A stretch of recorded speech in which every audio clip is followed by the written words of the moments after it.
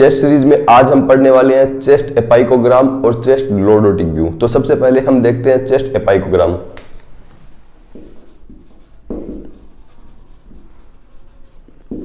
एपाइकोग्राम view कब किया जाता है? जब हम चेस्ट रेडियोग्राफ लेते हैं तो कई बार जो क्लेविकल या अपर रिब्स होती हैं उनके नीचे लंग एपिसेज हाइड हो जाते हैं, छुप जाते हैं, वहां पर उपस्थित पैथोलॉजी हमें क्लियरली दिखाई नहीं देती।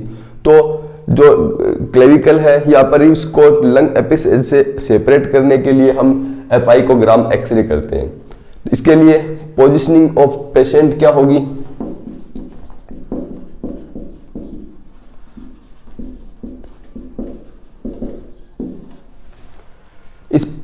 इस एक्सरे को दोनों कंडीशन में चेस्ट पोस्टीरियर एंटीरियर और एंटीरियर पोस्टीरियर दोनों पोजीशनिंग के अंदर हम कर सकते हैं। तो सबसे पहले देखते हैं चेस्ट पीए प्रोजेक्शन।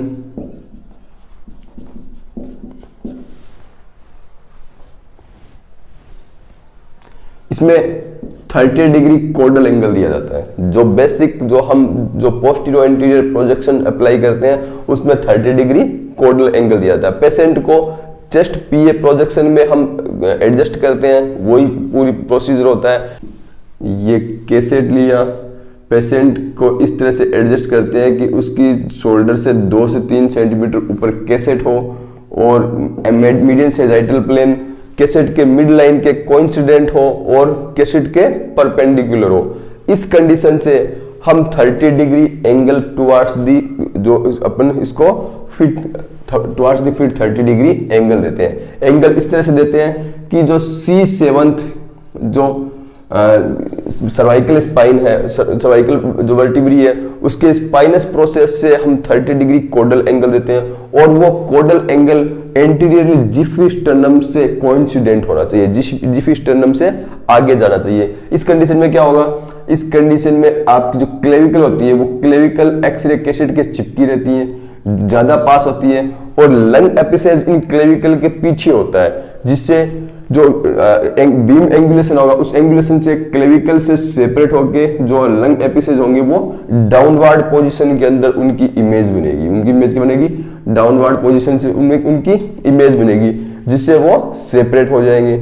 इसके अलावा इसी प्रोजेक्शन को हम एंटीरो पोस्टीरियर कंडीशन में भी कर सकते हैं। पेशेंट को chest antero posterior erect position में हम एडजस्ट करते हैं केसेट की तरफ। अब जो पेशेंट की जो चेस्ट होगी उसको अगेंस्ट दी केसेट रखते हैं और इस कंडीशन में हम 30 डिग्री टुवर्ड्स द हेड या सिफेलिक एंगुलेशन देते हैं। कितना देते हैं? 30 डिग्री। इस कंडीशन में क्या होगा?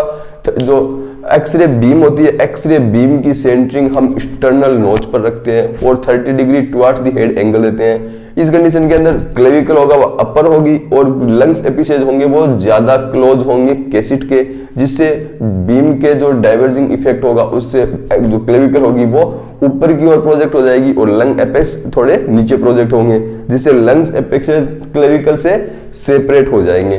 तो दोनों प्रोजेक्शन के अंदर हम कर सकते हैं एपाइकोग्राम। इसके द्वारा क्या किया जाता है? क्लेविकल को लंग एपिसेज से सेपरेट किया जाता है। इसके अलावा अगर पेशेंट रिक्लाइनिंग हो, पेशेंट को अगर एंगल दे दे, हम एक्सरे बीम को एंगल ना दें, एक्सरे बीम को तो हॉरिजॉन्टल रखें, पेशेंट को रिक्लाइन कैसे करेंगे?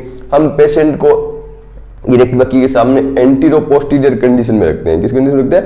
एंटीरो पोस्टीरियर कंडीशन में रखते हैं। इस कंडीशन से पेशेंट को जो उसके शोल्डर है उसको केसेट से टच कराते हुए हम इस तरह से उसको रिक्लाइन करते हैं। इस जैसे मैंने अभी आपको ये पोजीशन अटेंड की है कि पेशेंट का कॉर्नल प्लेन हॉरिजॉन्टल से 30 डिग्री पर हो। क्या हो?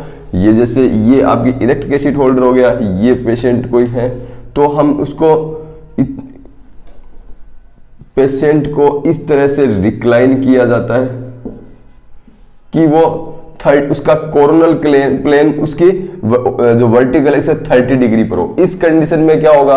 हम एक्सरे बीम को हमें एंगल देने की जरूरत नहीं होगी और एक्सरे बीम को डायरेक्ट हॉरिजॉन्टल एक्सरे बीम को हम पेशेंट पर अप्लाई करते हैं जो इमेज रिसेप्टर या केसेट के परपेंडिकुलर होती है।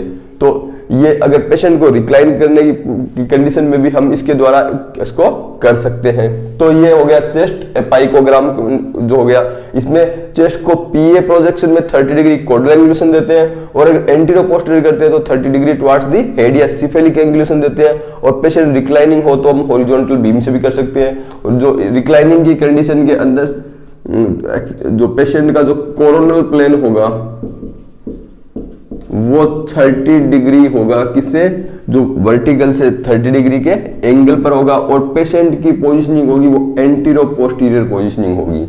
तो ये एपाइकोग्राम कंप्लीट है।